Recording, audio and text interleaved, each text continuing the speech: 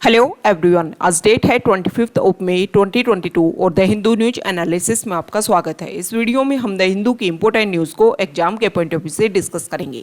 नीचे description box में Telegram channel Volcano IAS academy का लिंक दिया हुआ है।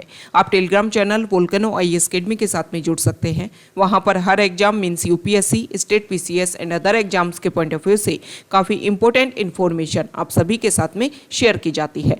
तो चलो स्टार्ट करते हैं। वीडियो को स्टार्ट करेंगे एक ज्योग्राफिकल मैप क्वेश्चन के साथ में। और आज आपका क्वेश्चन ये है कि जेनेवा को आपको मैप में व्यू करना है, फिर इससे रिलेटेड हर इंपॉर्टेंट फैक्ट्स को एंड इन्फॉर्मेशन को कमेंट बॉक्स में टाइप करना है। कल हमने आपसे क्वेश्चन पूछा था नायरोबी को लेकर के, तो नायरोबी को अगर हम मैप में व्यू करें तो अफ्रीकन कॉन्टिनेंट के ईस्टर्न पार्ट पर एक इंपॉर्टेंट कंट्री है केन्या, और केन्या की कैपिटल है नायरोबी। आप सभी को पता है अफ्रीकन कॉन्टिनेंट से इंपॉर्टेंट लाइंस पास होती हैं, जिसमें ट्रॉपिक ऑफ कैंसर है, इक्वेटर है, ट्रॉपिक ऑफ कैप्रिकॉर्न है और प्राइम मेरिडियन भी जो अफ्रीका कॉन्टिनेंट है उससे पास होती है। तो ये जो लाइन है वो अफ्रीका के कौन कौन से कंट्रीज से पास होती हैं, उनके नेम जो हैं वो आपको ध्यान में रखने हैं। आपका क्वेश्चन ये है कि अफ्रीका में इक्वेटर लाइन जो है वो कौन कौन से कंट्रीज से पास होती है, उनके नेम आपको कॉमेंट बॉक्स में बताने हैं। अब नायरोबी से रिलेटेड कुछ फैक्ट्स की हम बात करेंगे जो हमारे एग्जाम के पॉइंट ऑफ व्यू से इम्पोर्टेंट है। आप सभी ने यूनाइटेड नेशन एनवायरनमेंट प्रोग्राम का नाम सुना होगा, जिसको यूनाइटेड नेशन एनवायरनमेंट के नाम से भी जानते हैं। 1972 में स्टॉकहोम कॉन्फ्रेंस होती है और उस कॉन्फ्रेंस के through United Nation Environment Programme को एस्टेब्लिश किया जाता है। ये जो यूएनईपी है इसका हेडक्वार्टर है नायरोबी में। ये काफ़ी ज़्यादा इंपॉर्टेंट है क्योंकि ज़्यादातर जो भी इंपॉर्टेंट ऑर्गेनाइजेशन है उनके हेडक्वार्टर हम व्यू करते हैं कि जेनेवा स्विट्जरलैंड में है, लेकिन इसका हेडक्वार्टर नायरोबी केन्या में है, इसलिए ये इंपॉर्टेंट है। अब बात कर लेते हैं यूएनईपी से रिलेटेड। यूएनईपी जो है जो बहुत सारी कुछ रिपोर्ट पब्लिश करता है, कुछ अवार्ड देता है, वो हमारे एग्जाम के पॉइंट ऑफ व्यू से इंपॉर्टेंट है। तो सबसे पहले उसकी पब्लिकेशन रिपोर्ट की बात कर लेते हैं। फर्स्ट इंपॉर्टेंट रिपोर्ट है इसकी global environment outlook, global environment outlook. और सेकंड इंपॉर्टेंट जो रिपोर्ट है उसका नेम है एमिशन गैप रिपोर्ट। ओके, ये इंपॉर्टेंट दो रिपोर्ट हैं जिनको यूएनईपी जो है वो पब्लिश करता है। सेकेंड अगर हम इसकी बात करें तो ये कुछ अवार्ड भी देता है। अवार्ड्स में फर्स्ट अवार्ड है Champions of the Earth Award, second है Young Champion of the Earth Award, और थर्ड है सीड अवार्ड, और फोर्थ है सासाकावा अवार्ड। अब इसके अलावा यूनाइटेड नेशन एनवायरनमेंट प्रोग्राम का फाइनेंशियल इनिशिएटिव भी है, जिसको 1992 में जब रियो, जिसको अर्थ समिट के नाम से भी जानते हैं, उसी के प्रोसीजर में इसको एस्टेब्लिश किया गया था। यूनाइटेड नेशन एनवायरनमेंट प्रोग्राम का जो फाइनेंशियल इनिशिएटिव है इसका हेडक्वार्टर जो है वो जेनेवा स्विट्जरलैंड में है। ये आपको ध्यान में रखना है, दोनों अलग अलग है। ये इसका फाइनेंशियल इनिशिएटिव है, इसमें फाइनेंस सेक्टर के जो लोग हैं वो इसके मेंबर्स हैं, जैसे कि बैंक्स, इंश्योरेंस कंपनीज, ये सभी जो हैं वो फाइनेंशियल इनिशिएटिव के through United Nation Environment Programme से जुड़े हुए हैं। तो ये इंपॉर्टेंट फैक्ट्स हमने व्यू किए हैं यूनाइटेड नेशन एनवायरनमेंट प्रोग्राम से रिलेटेड, जो हमारे एग्जाम के पॉइंट ऑफ व्यू से इंपॉर्टेंट है। द हिंदू की इंपॉर्टेंट न्यूज़ को अगर हम डिस्कस करें तो सबसे पहले फ्रंट पेज पर जो इंपॉर्टेंट न्यूज़ है वो पंजाब स्टेट को लेकर के है। यहाँ पर आप सभी को पता है प्रेजेंट टाइम में अगर हम डिस्कस करें तो वहाँ पर आम आदमी पार्टी की गवर्नमेंट है और वहाँ के मिनिस्टर हैं हेल्थ मिनिस्टर, उनके ऊपर ब्राइब केस लगा है, कुछ आरोप लगे हैं और इसी के लिए उनको पुलिस कस्टडी में लिया गया है। हम बहुत बार डिस्कस कर चुके हैं कि पुलिस कस्टडी और जुडिशियल कस्टडी में कुछ डिफरेंस होता है। ओके, अब अगर हम यहाँ पर बात करें तो उनके कैबिनेट मिनिस्टर हैं पंजाब गवर्नमेंट के। तो हमारे लिए देखो ब्राइब केस लगा है, ये हमारे लिए इंपॉर्टेंट नहीं है। अब यहाँ पर कैबिनेट की वर्ड की बात की गई है, तो कैबिनेट से रिलेटेड, कैबिनेट जो है कितना फॉर्मेशन, कितने मिनिस्टर्स हो सकते हैं, इससे रिलेटेड कुछ बेसिक फैक्ट्स की हम बात कर लेते हैं जो हमारे एग्जाम के पॉइंट ऑफ व्यू से इम्पोर्टेंट है। यहाँ पर हम डिस्कस कर लेते हैं। देखो पहले जो है स्टार्टिंग में कोई रूल्स एंड रेगुलेशन नहीं था। जैसे कि आप सभी को पता है हमारे इंडिया में पार्लियामेंट्री फॉर्म ऑफ गवर्नमेंट है। अगर हम सेंट्रल लेवल पर देखें या फिर स्टेट लेवल पर देखें तो ये मान लो हमारी पार्लियामेंट है या फिर स्टेट में लेजिस्लेटिव असेंबली है। इसमें इलेक्ट होकर के लोग आते हैं, उन इलेक्ट हुए लोगों में से कुछ लोग जो हैं वो गवर्नमेंट बनाते हैं। अगर मोर देन 50% उनके पास सीट होती है, मान लो आप सभी को पता है पंजाब में 117 सीट है और यहाँ पर मोर देन 50% जिसके पास सीट है वो यहाँ पर गवर्नमेंट बना लेगा। अब जो गवर्नमेंट जो पार्टी ने बनाई है उसके तो बहुत सारे मेंबर हो गए, सभी को आप क्या नहीं कर सकते, मिनिस्टर नहीं बना सकते। सकते, कुछ लोगों को आप यहाँ पर मिनिस्टर बना दोगे। इसको बोलते हैं काउंसिल ऑफ मिनिस्टर, जिसको रिप्रेजेंट कौन करता है, वहाँ का सीएम, और सेंटर में अगर हम देखें तो प्राइम मिनिस्टर। अब ये जो काउंसिल ऑफ मिनिस्टर जो है, कैबिनेट जो है, इसके ऊपर कुछ रूल्स एंड रेगुलेशन है जिनको फिक्स किया गया है कि इससे ज़्यादा आप नहीं बना सकते हो, और इसके लिए 91st कॉन्स्टिट्यूशनल अमेंडमेंट एक्ट 2003 में लाया गया था, जिसमें फिक्स किया गया कि किसी भी स्टेट की लेजिस्लेटिव असेंबली या सेंटर में जो हमारी लोकसभा है, सेंटर में जो हमारी पार्लियामेंट है, उसके जितनी स्ट्रेंथ है उससे आप 15% से ज़्यादा अपने मिनिस्टर नहीं बना सकते हो। मतलब 15% की कैप रखी गई, एक मिनिमम आपके ऊपर रखी गई कि आप इससे ज़्यादा जो है वो मिनिस्टर्स नहीं बना सकते, मैक्सिमम आप इतने मिनिस्टर बना सकते हो। लेकिन अब कुछ स्टेट को लेकर के यहाँ पर एक्सेप्शन है, जैसे दिल्ली, आप सभी को पता है यूटी है, और उसमें 69 कॉन्स्टिट्यूशनल अमेंडमेंट एक्ट 1991 के थ्रू ये डिसाइड किया गया कि जितनी वहाँ की स्ट्रेंथ है, आप सभी को पता है वहाँ की लेजिस्लेटिव असेंबली में दिल्ली में 70 सीट हैं, तो उसके 10% मतलब 7 वहाँ पर क्या हो सकते हैं, council of minister included CM, मतलब 6 मिनिस्टर होंगे, एक होंगे वहाँ पर सीएम। ओके, अब कुछ स्टेट ऐसे हैं जैसे नॉर्थ ईस्ट का नागालैंड है, वहाँ पर बहुत कम सीट हैं, जैसे 46 सीट हैं, मिजोरम में 40 सीट है, गोवा, अरुणाचल प्रदेश और सिक्किम में अगर हम देखें तो 30 सीट ही हैं। लेकिन यहाँ पर जो स्टेट लेजिस्लेटिव असेंबली जो है और स्टेट लेजिस्लेटिव काउंसिल, उसके लिए भी कुछ डिसाइड किया गया है कि कितनी मैक्सिमम सीट होनी चाहिए और कितनी मिनिमम सीट होनी चाहिए। अगर हम स्टेट लेजिस्लेटिव काउंसिल की बात करें, आप सभी को पता है कि स्टेट लेजिस्लेटिव काउंसिल हमारे इंडिया के हर स्टेट में नहीं है। What is state legislative council? जैसे हमारे सेंटर में पार्लियामेंट जो है वो बाइकैमरल है, मतलब लोकसभा लोअर हाउस और राज्यसभा जो है वो क्या है, अपर हाउस है, लोकसभा और राज्यसभा। सेम इसी तरीके से हमारे इंडिया के 6 स्टेट ऐसे हैं जहाँ पर भी यहाँ पर मतलब बाइकैमरल लेजिस्लेचर पाई जाती है। अपर हाउस जो होता है उसको बोलते हैं स्टेट लेजिस्लेटिव काउंसिल, और जो लोअर हाउस होता है उसको बोलते हैं स्टेट लेजिस्लेचर असेंबली। तो इनकी सीट जो है वो भी फिक्स की गई है कि जो काउंसिल है उसकी सीट जो है वो मिनिमम अगर हम बात करें तो 40 सीट इसमें होनी ही चाहिए, और अगर हम मैक्सिमम की बात करें तो जितनी उस स्टेट में स्टेट लेजिस्लेटिव असेंबली की सीट हैं उसका 1/3 से ज़्यादा नहीं हो सकती है। अब ये 6 स्टेट कौन कौन से हैं जहाँ पर स्टेट लेजिस्लेटिव काउंसिल है, तो उसमें है महाराष्ट्र, कर्नाटका, तेलंगाना, आंध्र प्रदेश और यूपी एंड बिहार। इससे पहले जम्मू एंड कश्मीर में भी थी, लेकिन जम्मू एंड कश्मीर को तो 5 अगस्त 2019 को बाइफरकेट करके 2 यूटीज़ में डिवाइड कर दिया गया। अब स्टेट लेजिस्लेटिव काउंसिल के बारे में हमने डिस्कस कर लिया, कल भी हमने इसको अच्छे से डिस्कस किया था कि आर्टिकल 169 में जो पावर दी हुई है कि स्टेट लेजिस्लेटिव काउंसिल के फॉर्मेशन के लिए जो लेजिस्लेटिव असेंबली है वो स्पेशल मेजोरिटी से पास करे और उसके बाद में पार्लियामेंट से अर्ज करे, पार्लियामेंट सिंपल मेजोरिटी से स्टेट लेजिस्लेटिव काउंसिल को फॉर्मेशन कर सकता है। इसी तरीके से अगर हम बात करें तो लोकसभा और राज्यसभा की जो स्ट्रेंथ है उसको भी फिक्स किया गया है। कॉन्स्टिट्यूशन में बताया गया है कि राज्यसभा की मैक्सिमम सीट जो हैं वो 250 हो सकती हैं और लोकसभा की मैक्सिमम सीट जो हैं वो 552 थी। लेकिन आप सभी को पता है प्रेजेंट टाइम में एंग्लो इंडियन को जो हमने रिजर्वेशन दे रखा था उसको रिमूव कर लिया गया है। कौन से कॉन्स्टिट्यूशनल अमेंडमेंट एक्ट के थ्रू, ये आपको कमेंट बॉक्स में बताना है कि कौन से कॉन्स्टिट्यूशनल अमेंडमेंट एक्ट के थ्रू जो एंग्लो इंडियन लोकसभा में जो 2 सीट रिजर्व होती थी एंग्लो इंडियन के लिए उनको हटा लिया गया है और अब वहाँ पर 550 जो सीट्स हैं वो रह गई हैं। ओके, मैक्सिमम स्ट्रेंथ इतनी हो सकती है लोकसभा की।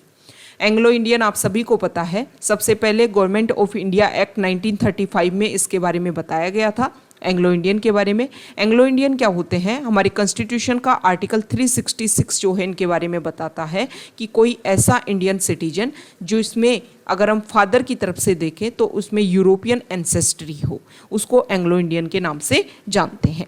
तो ये कुछ बेसिक फैक्ट्स हमने पॉलिटी से रिलेटेड डिस्कस किए जो हमारे एग्जाम के पॉइंट ऑफ व्यू से इम्पोर्टेंट है। नेक्स्ट इंपॉर्टेंट आर्टिकल है, आप सभी को पता है हमारे प्राइम मिनिस्टर जो है वो जापान की विजिट पर हैं। वहाँ पर बहुत सारे पॉइंट्स को लेकर के डिस्कशन हुआ। सबसे इम्पोर्टेंट अगर हम बात करें तो क्वेड ग्रुप को लेकर के वहाँ पर डिस्कशन हुआ। यहाँ पर हमारे जो प्राइम मिनिस्टर हैं उन्होंने जो अदर मेंबर है क्वाड ग्रुप के, जिसमें जापान है, ऑस्ट्रेलिया है और यूएस है, उनके साथ में कुछ डिस्कशन, कुछ पॉइंट्स को लेकर के यहाँ पर कुछ नए इनिशिएटिव स्टार्ट किए गए हैं। तो सबसे पहले हमारे प्राइम मिनिस्टर ने जब यहाँ पर अपना स्पीच दिया तो उन्होंने ये बोला कि जो क्वाड ग्रुप है वो कुछ अच्छा इम्प्लीमेंट करने के लिए है। ओके, यहाँ पर कुछ एक नया इनिशिएटिव और स्टार्ट किया गया है, मैरीटाइम प्रोजेक्ट स्टार्ट किया गया है, जिसमें dark shipping, Indo Pacific region में जो भी डार्क शिपिंग है उनको ट्रैक करने के लिए ये जो प्रोजेक्ट है वो वर्क करेगा।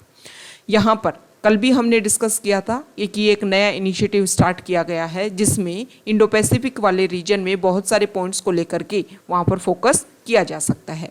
अब ये तो बात हो गई ग्रुप की। अब बात आती है इंडिया के लेवल पर। बायलैटरल रिलेशन में इंडिया और यूएस जो है वो किस तरीके से काम करेंगे। तो यहाँ पर दोनों कंट्रीज़ के जो रिप्रेजेंटेटिव हैं उनके बीच में डिस्कशन हुआ। दोनों कंट्रीज़ ने ये डिसाइड किया कि टेक्नोलॉजी और इन्वेस्टमेंट के ऊपर हम दोनों कंट्री जो हैं वो काफ़ी अच्छे से फोकस करेंगे। अभी हाल फिलहाल में अगर हम देखें तो इंडिया और यूएस के बीच में बहुत सारी मीटिंग हुई है, बहुत सारे पॉइंट्स को लेकर के यहाँ पर डिस्कशन हुआ है। यहाँ पर जो इंडिया और यूएस की तरफ से जो बात आई उसमें ये बात रखी गई है कि देखो, इंडिया और यूएस के जो रिलेशन हैं अगर हम काफ़ी लंबे टाइम से देखें तो काफ़ी अच्छे हमारे रिलेशन रहे हैं, लेकिन दोनों की जो पार्टनरशिप है उसमें हमें पार्टनरशिप और ट्रस्ट के ऊपर बिलीव करती है ये जो दोनों कंट्रीज़ के जो रिलेशन है, और इसको हमें और ज़्यादा मजबूत करना है, और ज़्यादा एरियाज़ में हमें फोकस करना है, जिसमें सिक्योरिटी एरिया आ गया, इसके अलावा और भी जैसे बायलैटरल ट्रेड हो गया, इन्वेस्टमेंट हो गया, इसको हमें और ज़्यादा इंक्रीज़ करना है। नेक्स्ट इंपॉर्टेंट आर्टिकल है, आप सभी को पता है प्रेजेंट टाइम में हमारे कुछ मिनिस्टर जो है वो वर्ल्ड इकोनॉमिक फोरम में पार्टिसिपेट करने गए हुए हैं। तो वहाँ पर जो हमारे इंडिया के commerce and industry minister Piyush Goyal जो है, उन्होंने इंडिया का प्रेजेंट टाइम में क्या रिप्रेजेंटेशन है, किस तरीके से इंडियन बिजनेस एक्सपोर्ट्स इंक्रीज हो रहा है, उसको लेकर के डाटा वहाँ पर बताए हैं कि 421.8 बिलियन डॉलर का हमने अपना एक्सपोर्ट किया है और प्रेज़ किया है। इसके अलावा उन्होंने ये भी बात रखी है कि देखो, प्रेजेंट टाइम की अगर हम सिचुएशन देखें तो इनके बेसिस पर अदर कंट्रीज़ के जो ऊपर जो रिलाई रहता है आपका वो कम से कम होना चाहिए। मतलब ज़्यादा से ज़्यादा जो लोकल सप्लाई चेन है उसको इतना स्ट्रॉन्ग आपको करना है कि अगर कोई प्रॉब्लम भी क्रिएट हो तो कंट्री में जो इशू है वो इंक्रीज ना हो सके। नेक्स्ट इंपॉर्टेंट आर्टिकल, कल हमने डिस्कस किया था कि ज्ञानव्यापी मॉस्क्यू का जो इशू है उसको लेकर के वहाँ का वाराणसी का जो कोर्ट है, डिस्ट्रिक्ट कोर्ट, उसमें इसको लेकर के डिस्कशन होगा। तो वहाँ के जो कोर्ट है उन्होंने डिसाइड किया है कि पहले जो पिटीशन फाइल की गई है वहाँ के केयर टेकर के द्वारा, उसी को लेकर के सबसे पहले डिस्कशन किया गया। हालांकि ये एलिगेशन लगे कि दोनों जो वीडियोग्राफी की गई थी ज्ञानव्यापी मॉस्क्यू की और जो भी यहाँ पर पिटीशन हुई उनको एक तरीके से पैरेलल तरीके से जो कोर्ट है वो यहाँ पर डिस्कशन कर सकता था। नेक्स्ट इंपॉर्टेंट आर्टिकल, अभी ज्ञानव्यापी मॉस्क्यू का इश्यू चल रहा है, सेम इसी तरीके से मथुरा में चल रहा है, सेम इसी तरीके से अब यहाँ पर नए एलिगेशन लग गए हैं। दिल्ली जो कोर्ट है वहाँ पर डिस्कशन हुआ और वहाँ पर पिटीशन डाली गई कि आर्कियोलॉजिकल सर्वे ऑफ इंडिया ने देखो एक बात बोली है, पिटीशन ये डाली गई कि जो कुतुब मीनार है यहाँ पर एक मॉस्क्यू बनाई गई थी और इस मॉस्क्यू का जो फॉर्मेशन है वो 27 टेम्पल को डिमोलिश करके इसका फॉर्मेशन किया गया था। तो यहाँ पर जो गवर्नमेंट है उसका जो ओरिजिनल जो स्ट्रक्चर था उसको रीस्टोर किया जाना चाहिए। अब यहाँ पर कोर्ट ने ये बोला कि देखो, आप जो जिस एक्ट के बेसिस पर आए हो 1991, उस 1991 में एक बात रखी गई थी कि 15 अगस्त 1947 के टाइम में जो जिस तरीके से जो टेम्पल है, जो मॉस्क्यू है, उसको उसी तरीके से माना जाए। हालांकि कुछ एरिया, कुछ जो चीज़ें हैं वो 1950 एक्ट का जो एक्ट है, आर्कियोलॉजिकल एक्ट, उसके अंडर रजिस्टर हैं, लेकिन ऐसा नहीं हो सकता कि उसको आप लेकर के रीस्टोर करने के लिए हर कोई यहाँ पर अपनी जो पिटीशन दर्ज करता रहे। ओके, इसके अलावा जैसे कि राम जन्मभूमि को लेकर के डिस्कशन हुआ तो वो जो है वो उस टाइम में वो केस रजिस्टर था। तो यहाँ पर आर्कियोलॉजिकल सर्वे ऑफ इंडिया ने अपनी बात रखी है कि भाई ये कोई वर्शिप एरिया नहीं था, जो कुतुब मीनार है वो कोई वर्शिप प्लेस नहीं है, और यहाँ पर अगर मॉस्क्यू का फॉर्मेशन भी किया गया है तो उसको उसी तरीके से रहने दिया जाए। अब इसको लेकर के नेक्स्ट मंथ में जो जुडिशरी है उसका यहाँ पर अपना जो भी रिजल्ट है, जो भी ऑर्डर है वो पास होगा। हम ASI archaeological survey of India से रिलेटेड कुछ बेसिक फैक्ट्स देख लेते हैं। 1861 में मींस कॉलोनियल एरा के टाइम में इसको एस्टेब्लिश किया गया था। अलेक्जेंडर कनिंगम जो है वो इसके फर्स्ट डायरेक्टर जनरल थे, जिनको father of archaeological survey of India के नाम से भी जानते हैं। और मिनिस्ट्री ऑफ कल्चर के अंडर आता है ये जो आर्कियोलॉजिकल सर्वे ऑफ इंडिया है। ये इंपॉर्टेंट फैक्ट है, ये आपको ध्यान में रखना है। नेक्स्ट इंपॉर्टेंट आर्टिकल जो है पेज नंबर 6 पर, और अभी क्वाड ग्रुप में कौन सा इनिशिएटिव लिया गया, फर्स्ट आर्टिकल उसी से रिलेटेड है। ये जो आर्टिकल है वो कल हमने डिस्कस किया था, Indo Pacific economic framework for prosperity, जो एक नया ऑर्गेनाइजेशन बनाने की कोशिश की जा रही है, उसको लेकर के इस आर्टिकल में बताया गया है कि Indo Pacific economic framework for prosperity जो है, इसमें अगर हम बात करें तो यहाँ पर इस एरिया में इंडो पैसिफिक रीजन में दो जो इम्पोर्टेंट ऑर्गेनाइजेशन है वो काम करते हैं, जिसमें एक है टीपीपी और एक है आरसीईपी। आरसीईपी से इंडिया ने पुल बैक कर लिया था 3 इयर्स पहले, और जो टीपीपी है उससे यूएस ने पुल बैक कर लिया था। अब यहाँ पर जो ये नया ऑर्गेनाइजेशन बनाया जा रहा है जिसमें आसियान ग्रुप के जो मेंबर्स हैं वो भी रहेंगे। हालांकि कुछ कंट्रीज़ को यहाँ से, जैसे कि म्यांमार, लाओस, कंबोडिया, इनको अलग किया गया है आसियान ग्रुप्स के कंट्रीज़ को, क्योंकि उनके ऊपर चाइना का इन्फ्लुएंस है, या चाइना के साथ में उनके रिलेशन जो है वो काफ़ी बेहतरीन है। अब यहाँ पर इस आर्टिकल में ये बताया गया है कि देखो ये जो नया ऑर्गेनाइजेशन जो बनाया गया है इसको लेकर के क्लेरिफिकेशन नहीं है, क्लियरिटी नहीं है कि किन किन पॉइंट्स के ऊपर ये वर्क करेगा। हालांकि 4 पिलर्स की यहाँ पर बात की गई है, जिसमें supply chain resilience, clean energy, decarbonisation and infrastructure, taxation and anti corruption and fair and resilient trade. लेकिन यूएस के जो रिप्रेजेंटेटिव हैं उन्होंने यहाँ पर फ्री ट्रेड एग्रीमेंट को लेकर के मना किया है कि कोई भी फ्री ट्रेड एग्रीमेंट जो है वो इस ऑर्गेनाइजेशन में नहीं होगा। तो इस आर्टिकल में बताया गया है कि जो भी ये नया ऑर्गेनाइजेशन है इसको एकदम क्लियर होना चाहिए, क्लियरिटी होनी चाहिए इसको लेकर के किन किन पॉइंट्स के ऊपर ये जो ऑर्गेनाइजेशन है वो वर्क करेगा। नेक्स्ट इंपॉर्टेंट आर्टिकल जो है यहाँ देखिए, ये जो आर्टिकल है वो रिलेटेड है। WHO ने, वर्ल्ड हेल्थ ऑर्गेनाइजेशन ने इंडिया के जो आशा एक्रेडिटेड सोशल हेल्थ एक्टिविटीज़ जो हैं उनको ऑर्गेनाइज किया है, और अफगानिस्तान की जो पोलियो वर्कर्स हैं उनको रिकॉग्नाइज किया है। उन्होंने रिकॉग्नाइज किया है पूरे वर्ल्ड में 6 ग्लोबल हेल्थ लीडर अवार्डीज़ को, जिन्होंने प्रेजेंट टाइम में जो भी इशू हुआ, कोविड का जो इशू रहा था उस टाइम में इन लोगों ने किस तरीके से वर्क किया। तो ये जो 6 इम्पोर्टेंट नेम उन्होंने रिकॉग्नाइज किए हैं ये हमारे एग्जाम के पॉइंट ऑफ व्यू से इम्पोर्टेंट हो जाते हैं, क्योंकि हमारे इंडिया का जो आशा ग्रुप जो है जो लोकल लेवल पर या बेसिक लेवल पर जो हेल्थ से रिलेटेड जो भी चीज़ें हैं उनको अवेलेबिलिटी करवाने में एक इम्पोर्टेंट रोल प्ले करती है इंटरमीडिएशन का, तो उनको भी रिकॉग्नाइज किया है, इसके लिए इम्पोर्टेंट हो जाते हैं। तो यहाँ पर वर्ल्ड हेल्थ असेंबली की जो ओपनिंग सेशन है उसमें ग्लोबल हेल्थ लीडर अवार्डीज़ का नेम डिक्लेयर किया गया, जिसमें 1 मिलियन आशा, 8 वॉलंटियर पोलियो वर्कर जो हैं वो अफगानिस्तान से रिप्रेजेंट करती है उनको काउंट किया गया है। इसके अलावा अदर अवार्डीज़ के नेम अगर हम देखें तो पॉल फार्मर जो NGO पार्टनर्स इन हेल्थ के को फाउंडर हैं, Ahmed Hankir a British Lebanese psychiatrist हैं, Ludmila Sophia Oliveira Varela a youth sports advocate हैं, and Yohei Sasakawa WHO goodwill ambassador for leprosy elimination. Okay, leprosy elimination, ये जो name है इनको recognise किया गया है WHO के द्वारा। तो यहाँ पर जो आर्टिकल है इसमें आशा के बारे में बताया गया है। आशा क्या होता है कि आप लोकल लेवल पर जब कोविड का स्प्रेड हो रहा था तो जो भी लोग बाहर से अंदर आ रहे थे, अदर एरिया से अपने लोकल एरिया में एंट्री कर रहे थे, तो उनको रिकॉग्नाइज करना, उनको क्वारंटीन करना, वैक्सीन का प्रोग्राम जब स्टार्ट हुआ तो लोकल लेवल पर जाकर के वैक्सीन को इम्प्लीमेंट करना, इन सभी में आशा वर्कर्स ने काफ़ी इंपॉर्टेंट रोल प्ले किया। ओके, तो इस आर्टिकल में बताया गया है कि उनकी प्रेजेंट टाइम में जो रेम्युनरेशन की बात करें, उनके वेजेस की अगर हम बात करें तो सिर्फ रिकॉग्निशन से कुछ नहीं होगा, अगर वर्ल्ड लेवल पर भी उनको रिकॉग्नाइज किया गया है, मतलब वो एक इम्पोर्टेंट पॉइंट है, एक इम्पोर्टेंट कड़ी है जो हमारे हेल्थ सेक्टर को और जो ग्राउंड लेवल पर जो इम्प्लीमेंटेशन होना चाहिए उसमें एक इम्पोर्टेंट मीडिएशन का रोल प्ले करती है। उनको रिकॉग्निशन देने के साथ साथ में उनकी जो भी बेटर फ्यूचर के लिए हम वर्क कर सकते हैं, गवर्नमेंट उनके लिए नई इनिशिएटिव लेकर के आ सकती है, उनके वेजेस में कुछ इंक्रीज किया जा सकता है, इन सभी के ऊपर फोकस किया जाए। नेक्स्ट इंपॉर्टेंट आर्टिकल जो है पेज नंबर 7 पर, और यहाँ पर जो आर्टिकल है पेज नंबर 7 पर कुछ डाटा है और इन डाटा के बारे में ये बताया गया है। अभी दिल्ली यूनिवर्सिटी प्रोफेसर रतनलाल को अरेस्ट किया गया 20 मई को, क्योंकि उन्होंने सोशल मीडिया के ऊपर कुछ पोस्ट किया था ज्ञानव्यापी मॉस्क्यू के लिए। इसके बेसिस पर उनको अरेस्ट किया गया सेक्शन 153A और सेक्शन 295A के अंडर।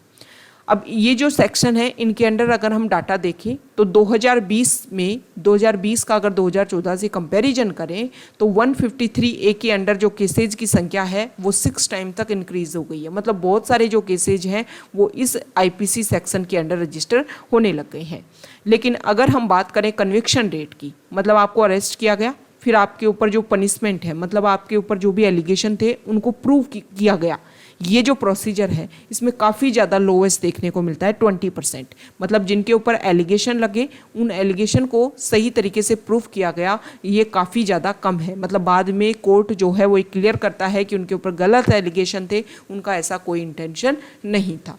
दूसरी अगर हम बात करें तो सबसे ज़्यादा जो केसेज हैं वो इसी सेक्शन के अंडर रजिस्टर्ड है और उनमें सबसे ज़्यादा पेंडेंसी है 64.3% का। इसी तरीके से अगर हम बात करें IPC का जो सेक्शन 124A जो है जिसको सेडिशन लॉ बोलते हैं, उसको लेकर के भी हम बार बार डिस्कस कर चुके हैं कि बहुत सारे केसेस रजिस्टर होते हैं लेकिन उनकी जो कन्विक्शन रेट है वो बहुत ही कम है। उनकी तो लगभग 3% के लगभग कन्विक्शन रेट है। ये चीज़ें हमें शो करती हैं कि हमारे जो भी हमारे इम्पोर्टेंट लॉज हैं, जो भी हमारे इम्पोर्टेंट पॉइंट्स हैं, उनका गलत तरीके से यूज़ किया जाता है। ओके, नेक्स्ट इंपॉर्टेंट आर्टिकल है यहाँ पर पेज नंबर 8 पर, और यहाँ पर आर्टिकल रिलेटेड है जो क्वेड ग्रुप है उसी को लेकर के कि किस पॉइंट को लेकर के इसका ओरिजिन हुआ था, क्या गोल है और किन फ्यूचर प्लानिंग को लेकर के ये जो ग्रुप है वो वर्क कर रहा है। अभी क्वेड ग्रुप न्यूज़ में है क्योंकि इसकी मीटिंग जो है वो कंप्लीट हो रही है टोक्यो में, जापान टोक्यो में। तो यहाँ पर सबसे पहले तो बात बताई गई है कि क्वेड ग्रुप का फॉर्मेशन कैसे हुआ। क्वेड ग्रुप एक इनफॉर्मल मल्टीलेटरल ग्रुपिंग है। देखो इस तरीके के जो इम्पोर्टेंट टर्म्स हैं वो आपको ध्यान होने चाहिए यूपीएससी प्रीलिम्स में जब भी किसी ग्रुप को लेकर के या किसी भी पॉइंट को लेकर के। देखो अगर आप यूपीएससी की प्रिपरेशन कर रहे हो तो आपको between the line and between the words जो एरिया है वो भी आपको स्टडी आना चाहिए। मतलब उस लाइन में क्या इंटेंशन है वो भी आपको समझ में आना चाहिए क्लियरली। वो लाइन समझने से कोई वो नहीं है। यूपीएससी प्रीलिम्स के अगर आप क्वेश्चन पेपर देखोगे तो आपको पता होना चाहिए कि किस तरीके से आपको स्टडी करना है। ओके, तो यहाँ पर इनफॉर्मल ग्रुप है, मल्टीलेटरल ग्रुपिंग है इंडिया, US, ऑस्ट्रेलिया और जापान का, जिसका इसलिए बनाया गया था कि इंडो पैसिफिक रीजन में फ्री एंड ओपन कोऑपरेशन लाया जा सके। देखो हालांकि ये बार बार सुनने को मिलता है कि क्वेड ग्रुप जो है उसका फॉर्मेशन इसलिए किया गया कि ताकि चाइना को काउंटर किया जा सके, लेकिन यहाँ पर सबसे इम्पोर्टेंट बात ये बताई गई है कि देखो कहीं भी क्लियरली ये बात नहीं बोली गई है कि चाइना को काउंटर करने के लिए प्रोग्राम लाया गया है। इस प्रोग्राम में बार बार यही बोला जाता है कि इंडो पैसिफिक रीजन को फोकस करने के लिए, उसको फ्री एंड फेयर रखने के लिए, सबके लिए ईजिली एक्सेसिबल करने के लिए ये जो प्रोग्राम है, ये जो क्वेड इनिशिएटिव है, इसको लॉन्च किया गया था। 2004 में आप सभी को पता है इंडियन ओशन में सुनामी आती है। हमारे इंडिया का जो लिटरल एरिया है वो काफ़ी ज़्यादा इसमें इफेक्ट हुआ। तो इसको लेकर के इंडिया ने इनिशिएटिव स्टार्ट किया कि ना सिर्फ इंडिया और जो भी यहाँ पर Indian Ocean, Bay of Bengal, Arabian Sea के लिटरल एरिया में जो भी कंट्रीज़ हैं वहाँ सभी पर डिजास्टर रिलीफ लाने की हम कोशिश करेंगे। इसके बाद में अदर नेवल पावर्स जिसमें US, ऑस्ट्रेलिया और जापान जो है वो भी इंडिया के साथ में इसमें मिल जाते हैं कि हम सब मिल करके यहाँ पर जो भी इशू है उसको सोल्व करने की कोशिश करेंगे। कुछ टाइम के बाद में यहाँ पर कुछ डिस्कशन भी होता है। जापान के उस टाइम जो प्राइम मिनिस्टर जो होते हैं शिंजो आबे, वो इस आइडिया को प्रमोट करने की कोशिश भी करते हैं, लेकिन लगभग 1 डेकेड के लिए ये जो प्रोग्राम है वो एक तरीके से डोरमेंट स्टेज में चला जाता है और फिर 2017 में जाकर के दोबारा से ये ऑर्गेनाइजेशन जो है वो दोबारा से रिवाइवल स्टेज में आता है। 2006 के 7 के लगभग ये काम जब कर रहा था तो चाइना ने इसको एशियन नाटो के नाम से बोला था कि US जो है वो यहाँ की कंट्रीज़ को साथ में जोड़ करके किसी एक कंट्री को काउंटर करने के लिए कोशिश कर रहा है। सेम इसी तरीके से नाटो ऑर्गेनाइजेशन को अगर हम देखेंगे तो रशिया को काउंटर करने के लिए US जो है जो अपने मेंबरशिप को इंक्रीज करता जा रहा है। तो ये 2017 में दोबारा से रिवाइवल होता है। ये जो ऑर्गेनाइजेशन है काफ़ी लंबे टाइम तक डोरमेंट स्टेज में रहता है। फिर अलग अलग पॉइंट को लेकर के यहाँ पर डिस्कशन हुआ, जैसे कि प्रेजेंट टाइम में कोविड इशू है, तो कोविड इशू को लेकर के यहाँ पर जो क्लियरिटी की गई अभी लास्ट ईयर जब मीटिंग हुआ कि हम कोविड को लेकर के वैक्सीन जो प्रोग्राम है इसको इम्प्लीमेंट करेंगे। इसके अलावा trade, connectivity, cyber attack, cyber terrorism, जो भी अदर इश्यूज हैं जिसमें क्लाइमेट चेंज इशू है, इन सभी के ऊपर फोकस किया जाएगा। फ्यूचर में जो क्वाड ग्रुप है वो कोशिश कर सकता है कि यहाँ पर और अपने क्वाड से रिलेटेड या अदर इनिशिएटिव एस्टेब्लिश करे, ताकि हर सेक्टर में यहाँ की जो अदर कंट्रीज़ हैं उनके साथ में भी रिलेशन मेंटेन करके क्वाड ग्रुप को एक स्ट्रॉन्ग ग्रुप के रूप में यहाँ पर एस्टेब्लिश किया जा सके। नेक्स्ट जो आर्टिकल है, आप सभी को पता है उड़ीसा में जो जगन्नाथ टेम्पल है वहाँ पर हेरिटेज कॉरिडोर प्रोजेक्ट बनाया जा रहा है। तो इसको लेकर के कुछ इशू क्रिएट हुआ कि ये जो टेम्पल है इसके चारों तरफ आप ये फॉर्मेशन कर रहे हो। अब ये आप सभी को पता है आर्कियोलॉजिकल सर्वे ऑफ इंडिया इसके अंडर रजिस्टर्ड है ये जो टेम्पल है, और जो हमारा एक्ट 2019 में या लगभग 20 में इसमें कुछ 1958 का जो एक्ट है उसमें कुछ चेंजेस किए गए थे कि जो भी हमारे इस तरीके के मोन्यूमेंट्स हैं उनको प्रोटेक्ट करने के लिए अगर आपके उनके 100 मीटर के एरिया में कुछ फॉर्मेशन कर रहे हो, कुछ वहाँ पर कंस्ट्रक्शन एक्टिविटी ला रहे हो, तो उसको लेकर के हमारा जो एक नेशनल लेवल पर एक ऑर्गेनाइजेशन बनाया गया था उससे पहले आपको अप्रूवल लेना होगा। तो यहाँ पर जो हेरिटेज प्रोजेक्ट बनाया गया उसको लेकर के अप्रूवल का जो प्रोसीजर है उसको बाद में कंप्लीट किया गया। उन्होंने बोला कि इस तरीके से अगर आप एक्टिविटी करोगे तो लगभग 800 साल पुराना ये मंदिर है, इसको लेकर के यहाँ पर कुछ डिमोलिशन देखने को मिल सकता है। तो जिसकी वजह से ये जो प्रोजेक्ट है वो काफ़ी ज़्यादा न्यूज़ में बना हुआ है। नेक्स्ट इंपॉर्टेंट आर्टिकल है पेज नंबर 10 पर, और यहाँ पर सेंट्रल जो गवर्नमेंट है उन्होंने ये डिसाइड किया है, अभी उन्होंने जो हमारे फ्यूल हैं उनके ऊपर डिसाइड किया था कि जो भी प्रेजेंट टाइम में ड्यूटीज़ लगाई जाती है, इम्पोज की जाती है, उसको हटा दिया गया है। सेम इसी तरीके से सेंट्रल गवर्नमेंट ने डिसाइड किया है कि सनफ्लावर, सोयाबीन ऑयल, इनके ऊपर जो भी ड्यूटीज़ हैं उनको हटा दिया जाएगा। सनफ्लावर आप सभी को पता है इसका प्रोडक्शन सबसे ज़्यादा यूक्रेन में होता है, और यूक्रेन रशिया इशू की वजह से जो भी हमारे एडिबल ऑयल हैं उनका भी काफ़ी ज़्यादा इशू क्रिएट हो गया है।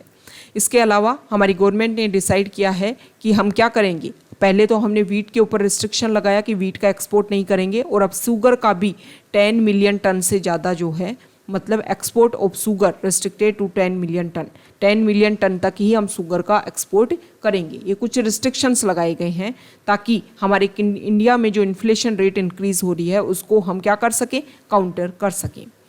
नेक्स्ट इंपॉर्टेंट आर्टिकल है पेज नंबर 13 फॉरेन पेज पर, और यहाँ पर जो आर्टिकल है इसमें आप सभी को पता है चाइना के ऊपर बार बार एलिगेशन लगते हैं कि जो जिंजियांग वाला रीजन है वहाँ पर उइगुर कम्युनिटी को लेकर के जो वहाँ पर माइनॉरिटीज़ में है वहाँ पर बहुत सारे कुछ एट्रोसिटी जो हैं उनके खिलाफ में होती है। तो इनको लेकर के कुछ इंपॉर्टेंट रिपोर्ट्स, कुछ इंपॉर्टेंट डाटा, कुछ इंपॉर्टेंट इमेज जो थी उनको वो रिलीज़ हो गई हैं, लीक हो गई हैं। तो इसी को लेकर के यूनाइटेड नेशन का जो ह्यूमन राइट्स कमीशन है उसको लेकर के डिस्कशन कर रहा है, चाइना से क्वेश्चनिंग कर रहा है कि ये जो भी रिपोर्ट, ये जो भी लीक हुई हैं, जो भी इंपॉर्टेंट इमेजेस, इसको लेकर के आप अपना आंसर रखिए। हालांकि चाइना बार बार इस चीज़ को लेकर के मना करता है कि हमने जो भी कैंपिंग कर रखी है वो उनको अकोमोडेशन देने के लिए कर रखी है, उनको वेल तरीके से एस्टेब्लिश करने के लिए कर रखी है, हम वहाँ पर कोई भी एट्रोसिटीज़ उनके ऊपर इम्प्लीमेंट नहीं करते हैं। ओके, तो ये आज का हमारा द हिंदू न्यूज़पेपर का डिस्कशन था। अगर आप यहाँ तक आए हैं, वीडियो आपको अच्छा लगा है तो प्लीज़ वीडियो को लाइक कीजिए, शेयर कीजिए और चैनल को सब्सक्राइब कीजिए। Okay, thank you.